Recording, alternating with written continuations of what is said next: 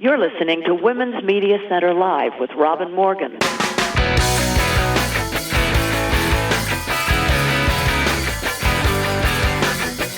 Welcome to Women's Media Center Live. I'm Robin Morgan.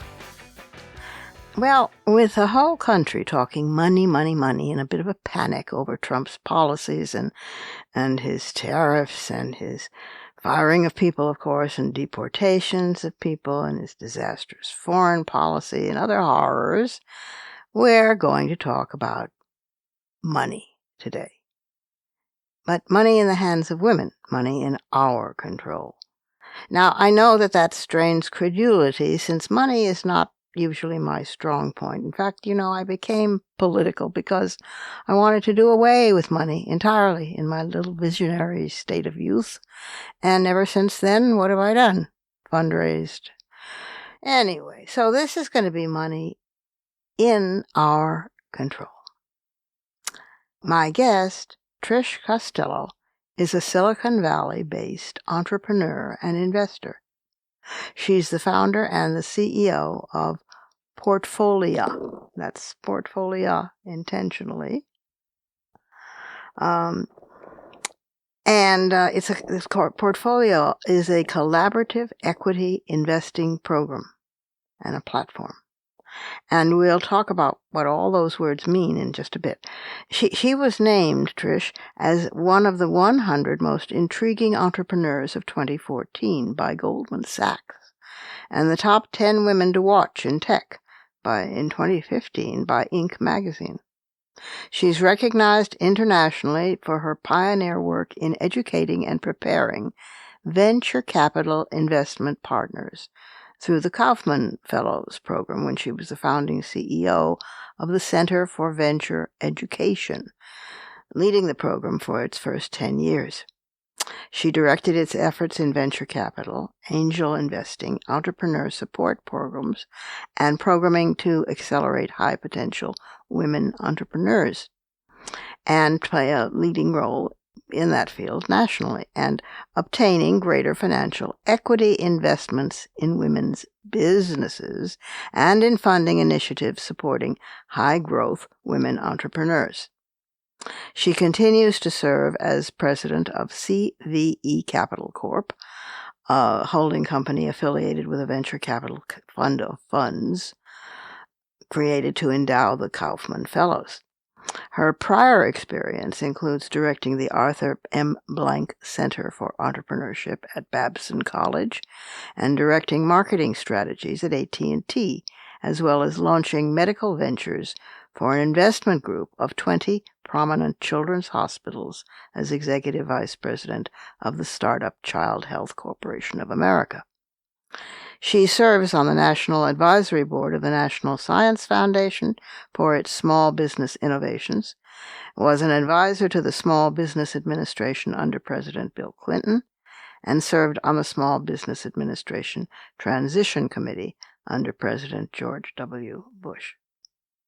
Now, if a lot of those words I just said made your eyes absolutely glaze over with non-comprehending non-interest, do not despair.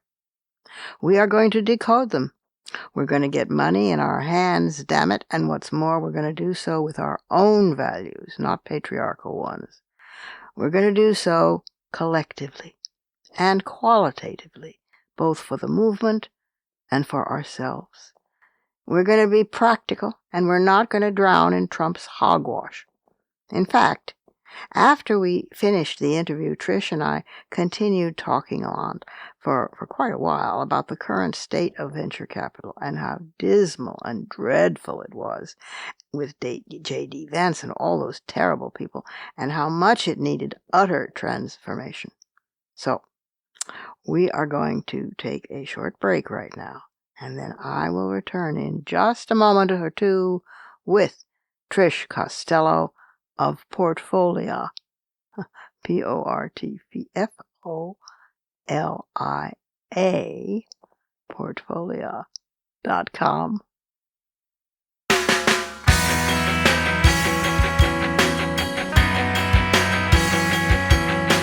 Subscribe to this program on your favorite podcast platform and leave us a review. Follow us on Twitter at WMC Live, like our Facebook page at facebook.com/WMC Live, and visit us at WMCLive.com for more information about our show and our guests. You're listening to Women's Media Center Live with Robin Morgan.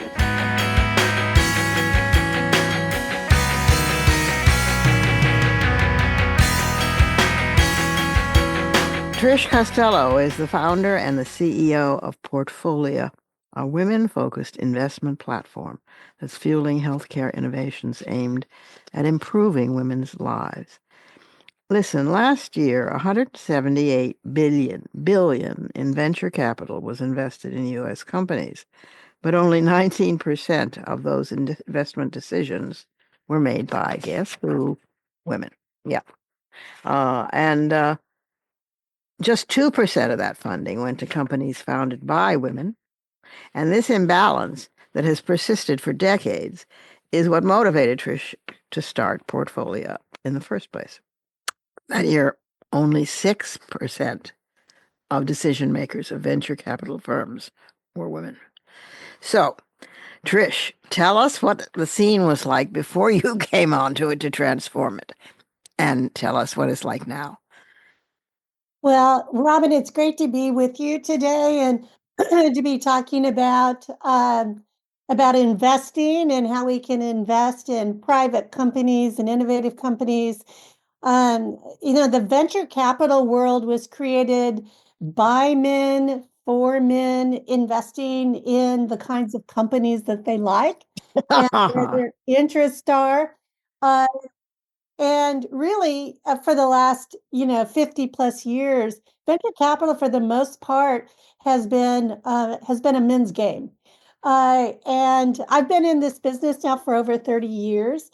And after establishing a reputation and expertise, I decided it was time to change the rules of the game. And so I went in, with that, Robin, and I had put a number of people in venture capital. I knew women were really good venture capital investors. In fact, all women are good venture capital investors because of a number of reasons we can talk about later. But I knew that the way investing was done wasn't something that really appealed to women. So, because it's a high risk factor, isn't there? Is that the there's reason? a high risk factor, yes, and that's part of it. But actually, women, look at our lives. We take a lot of risks. Any of us that ever birthed a baby understands high risk, right? Yeah. So I think it actually has more to do that. It wasn't until the 80s that we were really actually even allowed into the financial world. Absolutely. We can have bank accounts. We can, in some states have our own credit cards. So high finance seemed totally out of the realm for us. But I'll tell you that once you kind of strip out, when you just take the basics of good investing, and you strip out a lot of the, really hyper competitive culture around venture capital, that actually it's one of the most enjoyable and exciting ways to put your money to work. Interesting.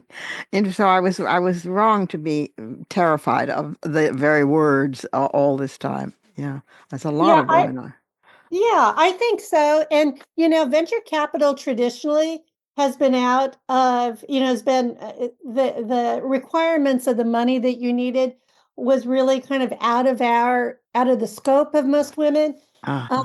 We've changed that so that that women can dip their toes into venture capital with a relatively smaller amount of money and learn how it works.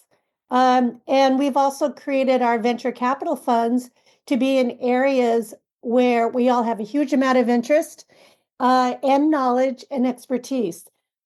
So, for instance, women's health.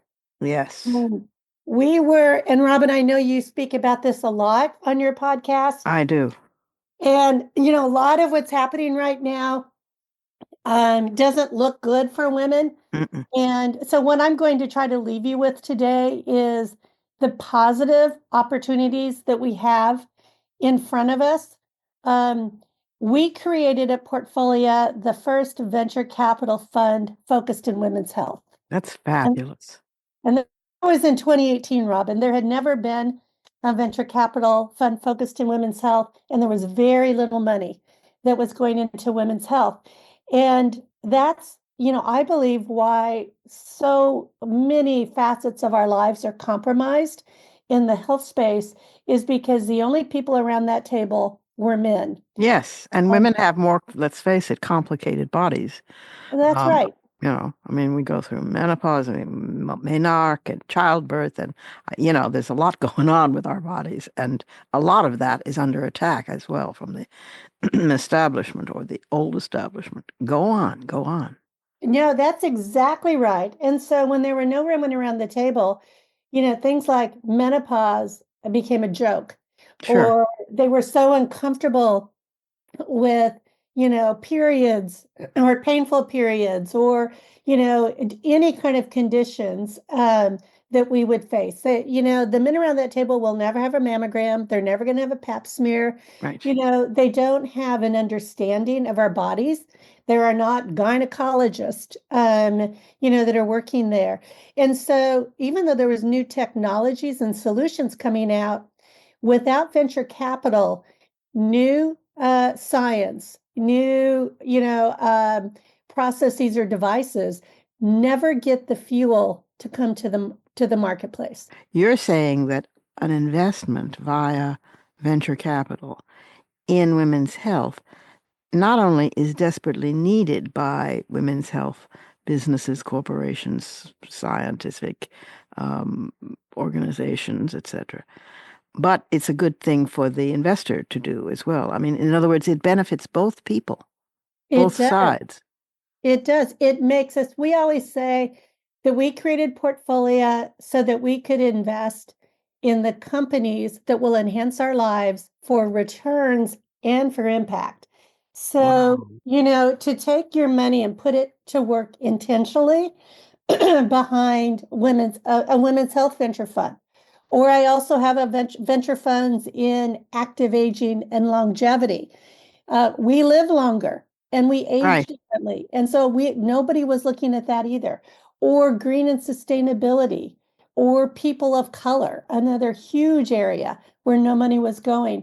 So we create those funds so that we can impact which companies get money. We're the gatekeepers, and we can also benefit from high returns on those investments. Wow. This is very interesting. This is fantastic. And you've made a huge dent in the whole industry too. I mean, there was, oh, where was that stat? Um, Something amazing that when you recognize the market potential here from 2018 to 2023, investment in companies that support women's health, many of them women-led, not surprisingly, increased 314% in the United States and in Europe. That's incredible. It is, Robin. And when I first got involved creating that first fund, I had my male counterparts in venture capital saying, Trish, that's ridiculous. Women's issues are maybe a product, but they'll never be a company. You can't make money doing. And now, 65 companies later, I myself have two companies that are worth multi-billions of dollars. So we have shown that you can be a super smart investors, very focused on what you know, and make great money, really create very valuable companies. But let me tell you a few things that are going to change because the 2,000 women in Portfolio have put their money to work. Yeah. We invested in the first solution for osteopenia. Oh, So and the only non-pharmacological solution for osteoporosis. And that company would not exist today. It's going to save lives because when we break our hips, or have all of the other negatives of losing bone, Right. it's a terrible, future for us. And so that solution is going to change our lives. It's changing our mother's lives. It's even going to change our grandchildren's lives on how they live. That's Um, incredible. and it's called, so that's very exciting. That company's just hit the marketplace now, OsteoBoost. But we've also invested in the first male birth control pill, Oh, a I daily love it. It's birth about control time. pill. Yes, and that is now in its final trials. We know it works, but what we're studying now is how long does it take to reverse it so Uh, the man's fertile again. uh-huh. And is it a month or is it 3 months? And so that's the final test, and that will be out in the market. As I said, over 60 companies we've invested in. I know an area that you're interested in, Hey Jane, which is the Yes. medication abortion. So Yes. we don't even shy away from any of these things that, some people think are, too political. Oh, Uh, how but wonderful. we've also now it takes 8 to 10 years to diagnose endometriosis Yeah. and surgery to do that.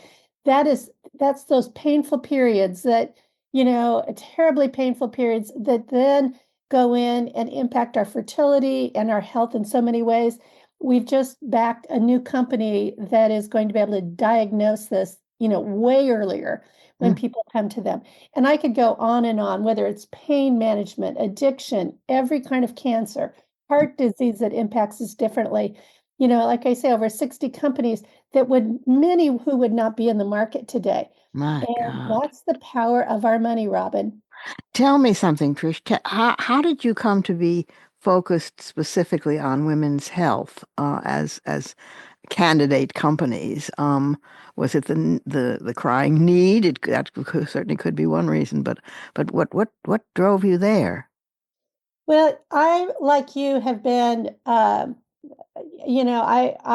a grandmother. I'm a boomer. I've been, in this world a long time and have been a part of empowering women all my career. Yeah. I've also been an entrepreneur all my life. And so when I Uh, see a problem, I want to solve it. wow. And, I saw 10 years ago, it's really two things. One, and I think this is what should give us all hope, is that women now control nearly half of all wealth in the US. It's because we get 60% of the degrees, all Hmm. degrees now. We're hard workers, and we have, really tens of trillions of dollars of wealth, Robin. 9 trillion is going to move to us just as, in these next 5 years, laterally from older husbands who are passing. And so an additional $9 trillion is coming just into we more mature women. And Hmm. so I saw both that our needs were not being met and would not be met in the venture capital world. At the same time, I saw this tremendous wealth coming in.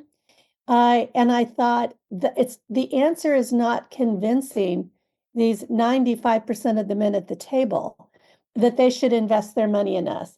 The answer is going out to women and saying, you can unlock 5%, just take 5% of your wealth Right. and put it in venture capital. And together we can decide what's going to get, the investment dollars and what's going to grow and what's going to hit the marketplace.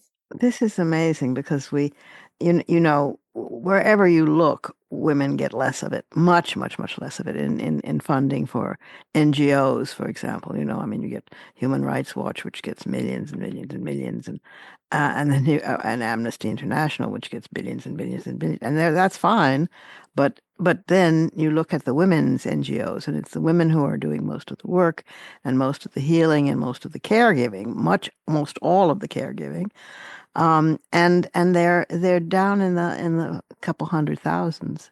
It's heartbreaking, and this goes internationally as well as nationally. So that's in terms of funding, but in terms of investing, it's been the same, and this changes really changes the playing field. I mean, it must be very resisted, I must say. Are you getting a lot of resistance? You know, from the institutional venture capital world, as long as you can show you make money, then you Ah, interest them. I And see. so that's why it was important for a couple of those companies. Maven Clinic, for one, that was a raw startup 10 years ago. It's now in 50 countries and providing women's health services, across those companies in 30 dialects, now worth multiple billions of dollars. That gets the attention of the big money when you have companies like that, Ah, or Everly Health. Both of these run by women CEOs, mm, and they were also the founders.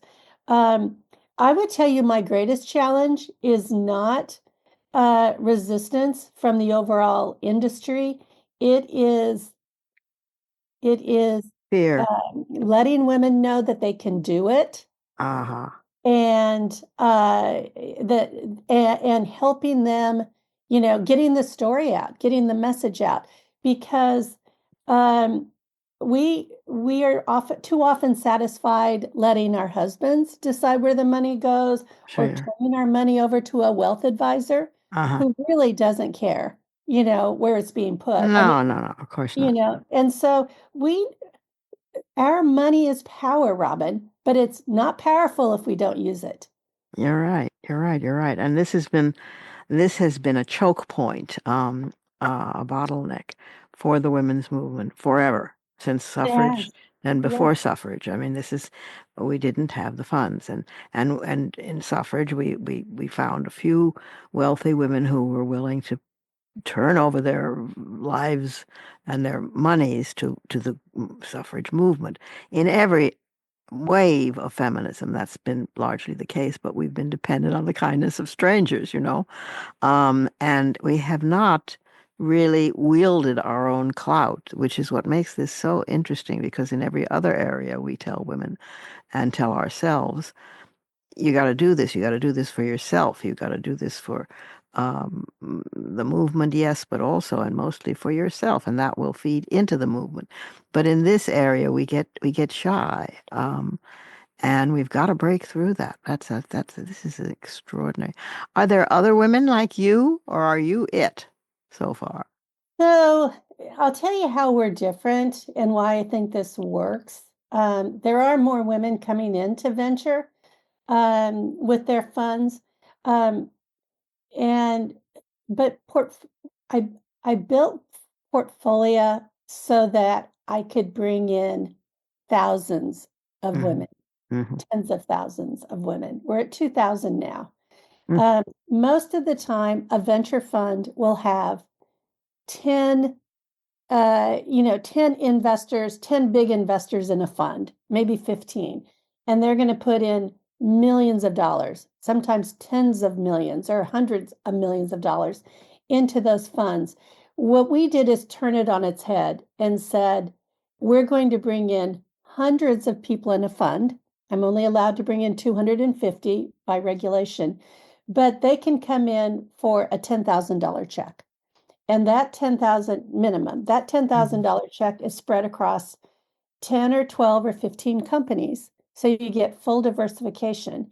And it's created so that I could have hundreds of people in a fund, and then do another fund and have hundreds of people in that fund. And so it was built from day one to be able to scale it so we can have impact, so that it's not just for a Melinda Gates. It is for women who want a smaller amount. You can even use an IRA, and be able to put your money to work. Every big family, wealthy family, every trust, every foundation, I come from that world, every pension fund, they all have money in venture capital. But we as individuals, and even a lot of wealthy men, are in venture capital or they're angel investors. We've just never been a part of that club. Hmm. So interesting. I think it does have a lot to do with fear of risk and fear of failure, but it's also the mystique. there's this so kind of, oh, they're venture capitalists, and my mind immediately shuts down. It's like, what? Whoops, can't deal with that. Don't know that. Don't know the terminology. Don't. It's a bros game. It's the bros are at it. The brothers are at it, and there is this prevailing mystique about it that you're cracking wide open, and that's what I find so exciting. Well, that's, an important, all of these things we're talking about, Robin, were so important. And Portfolio was designed to really make a difference in all those areas. So we're talking about the fear of it or not, the wording, just like in medicine, venture capitalists have created their own lingo. Hmm.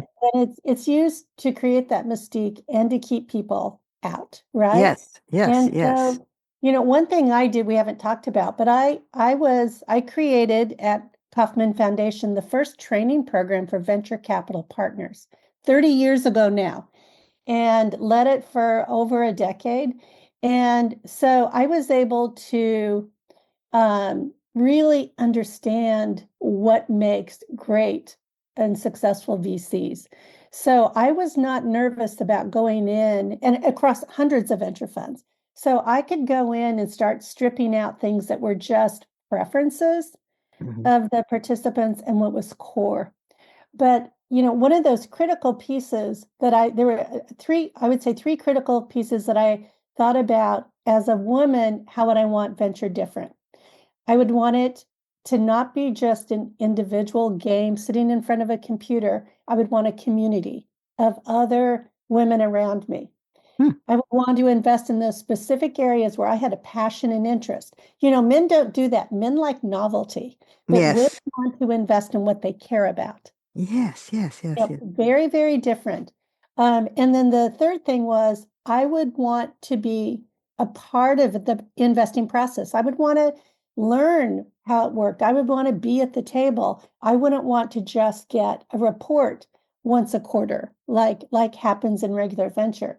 So Rob and I did all of those things. So just to give you an example, if the people that are in these venture funds, they way in advance every month that venture fund, those partners meet and the companies they're considering pitch live on Zoom.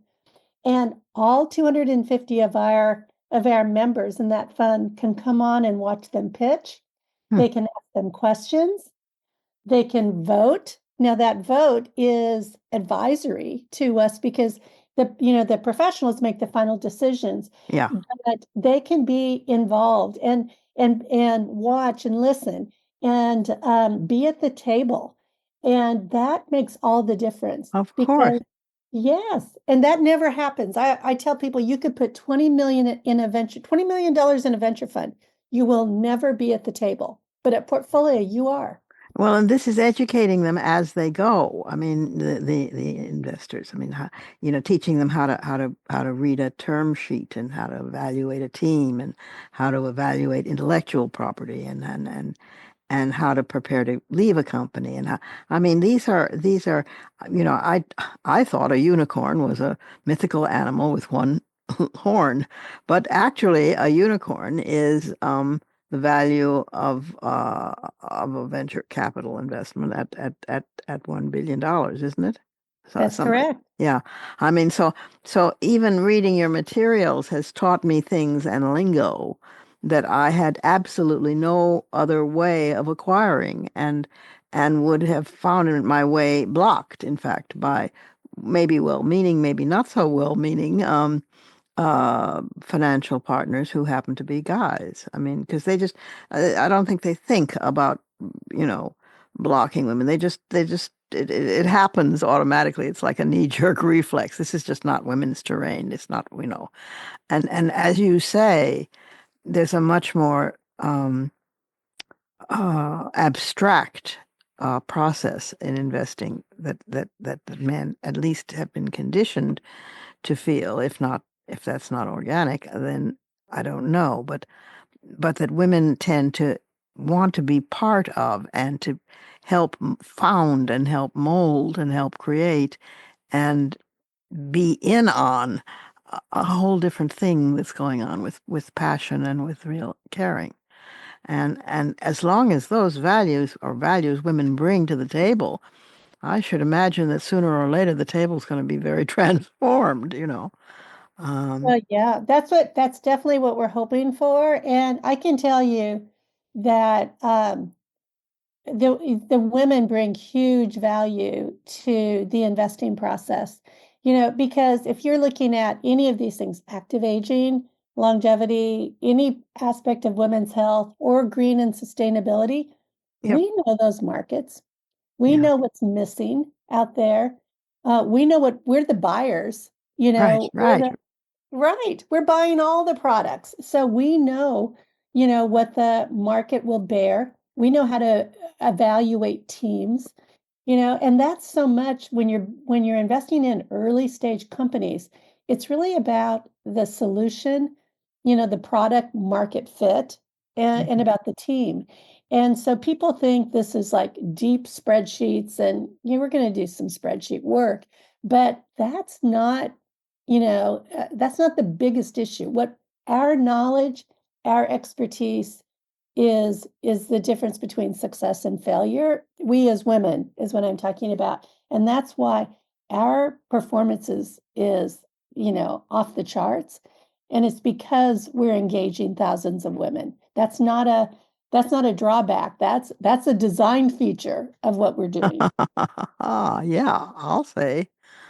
No, this is really exciting. I must say, I haven't been so excited about anything to do with finances ever, possibly, because it's sort of like that's where women's participation, women's input, women's being listened to, women being treated with any respect stops.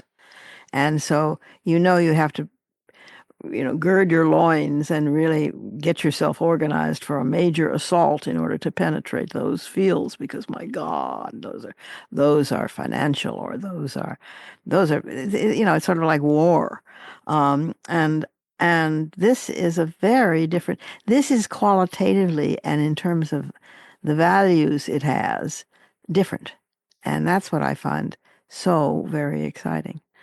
My God. Well, you should be teaching as well as, well, you are teaching in effect with portfolio. And but you should also, there should be courses established in this. I mean, for women, you go to any university and you look in the economics departments and the courses that are being taught, and they're almost all boys.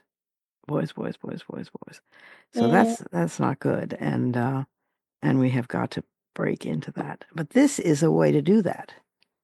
It is. It can be the great equalizer, and it's within our power right now. So as and you talk about this, I know on the podcast a lot. So many things right now are disappointing to us. Yeah. We're fighting to hold on to what you and I have worked for decades, to bring about. But all we need to do is look at the money in our checking account. We leave way too much money in our checking account and put it to work. Just Yeah. put a small, and it's a relatively small amount if each of us step up, but it brings our power to the surface almost immediately, and it really can impact change. Mhm. Well, I find this very exciting and real feminist work also, Trish, I must say. I mean, uh, I know that there are some of my sisters who are, well, how shall I put this? Extremely pure, and want nothing whatsoever to do with money and want to go direct into socialist heaven or something. But it ain't gonna happen that way, and it's a series of processes and changes, and changing our own attitudes and our own ways of approaching all of these issues. And the interesting thing is, the more you move down the ladder and you're dealing with a peasant in India, following a bullock, along the rice paddies. She is very interested in money. She is very interested in money because it means survival. Hmm. The poorer the woman, the more she is rural, agricultural based, and the more impoverished, the more interested she is in surviving. And so there's a kind of, sometimes particularly among younger women, there's a kind of, oh, we're beyond that, we're better than that, we're airy, and I don't know, but there's something a bit elite, you should excuse the expression, about that. And I grew up with women who worked, and have worked all my life, and I believe in investing time and money and energy into things that you care about. And if there is any remuneration, so much the better. So this is great. This is just wonderful, and I congratulate you for the work that you've done for years, and for the work that you're doing now, and starting even more. This is superb, and it's a real contribution to feminism. Um, who would Well, I think? appreciate that. Venture capital, the latest contribution to feminism. I love it. Who would have thunk it? Well, you must come back and tell us more at some other point. But I'm very grateful to you for the work that you've been doing with women and for women. And I'm sure all of the health groups and the health organizations that have benefited from the investments made by your people, um, are grateful as well. And I'm sure that the overall impact on this is to move forward on women's health, which is big breath, wonderful for everybody, which is really great. So thank you, Trish Costello. You are something else. And also thank you, my dear, for being with us on Women's Media Center Live. Thank you, Robin, for all you do. We need to take another short pause here, but then I'll return with some fighting words.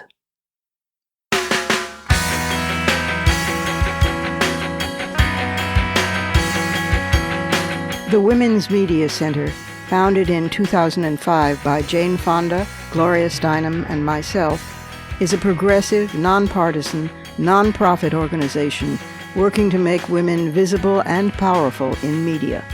You can learn more about the WMC at womensmediacenter.com. You're listening to Women's Media Center Live with Robin Morgan.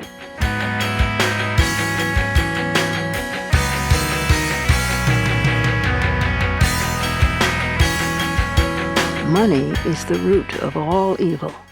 Those are fighting words. Or are they?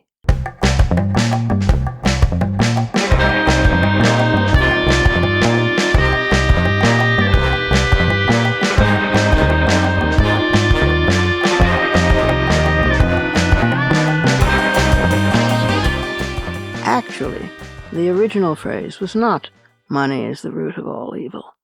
The original phrase is, the love of money is the root of all evil, which is rather different.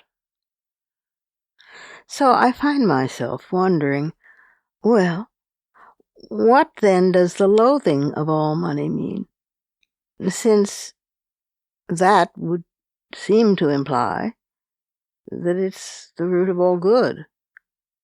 No, I don't think that's true. But that is what I seem to have had for some time, my whole life. Well, I came up with some of the obvious reasons. I come from working class people, women who were frantically upwardly mobile, trying so hard. And since I was a working child, a kid actor, I was the support of my family, with feelings of guilt and of heavy duty. But I had all the responsibility and none of the power. Took me a long time to know that. I won't go into that whole story here. You can catch up with it in the memoir, if you like. Saturday's Child, it's called, because here I want to talk about the loathing of money. How, when that loathing is wielded, that loathing, those feelings, and the authoritarian ways it can inflict, can somehow reduce themselves to a competition that amounts to a loathing for survival itself. a loathing for possibility, a loathing for education and art and, well, not just luxury, but advancement in lots of ways. Poor people know this, of course, although in this country the privileged folk seem to flee from such awareness. In this country, in particular, money, and the making of it, has often assumed a primary, in fact a paramount, role, which perhaps in my contrarian role of self-assertion I would of course reject. But I never rejected to working to earn it, though. I never rejected giving it away. I have loved buying surprise presents for friends all my life, a particular and absolute utter delight. I have loved being able to loan money and not ask for it back. I have loved the feeling of generosity, whatever it is. I have loved what money can do. So what do I have against money? All the money from Sisterhood is Powerful went back to the women's movement, even when I couldn't pay my electric bill. It funded the first women's newspapers, the first battered women's shelters and rape crisis centers, and the first feminist journals, and if I had a great deal of money, I could put it to work even more and better. Every feminist dream. But it's the misuse and abuse of money which we are so much surrounded by. We see it all around us, every moment of every day, and that's the problem. How do we change that? Do we go into a hermetic existence? I don't think so. Personally, I mistrust communism because it has always so far shown itself in dictatorial form, and I don't like that. Democratic socialism is a system much more seems preferable. But I'm talking at a deeper level in so-called government. I'm talking at a, well, let me put it this way. I do think this, that women need, as Virginia Woolf wrote, a certain amount of money a year and a room of her own in order to write. I think women have to cease being ashamed of that. That includes me. I think the association of money with fecal matter is a wrong turn, and a totally unnecessary one, degrading and filled with shame. Except that those who have a great deal of it, who become constipated with it, turn into Elon Musk. And that's a problem. I think that this slogan, from each according to his abilities, to each according to his needs, is a good one, except for the hises, because I'm pretty sure that Marx and his Marxist colleagues literally meant his and not hers. Much more to think of along these lines, and of course much to do.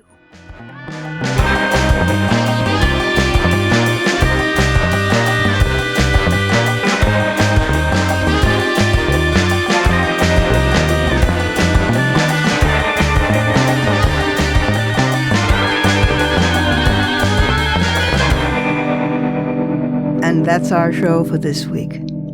You can follow me on social media at The Robin Morgan. You can check out my blog at robinmorgan.net, and you can find my new novel, Parallax, and my just-out new book of poems, Harvesting Darkness, wherever books are sold. Portions of this program were taped earlier.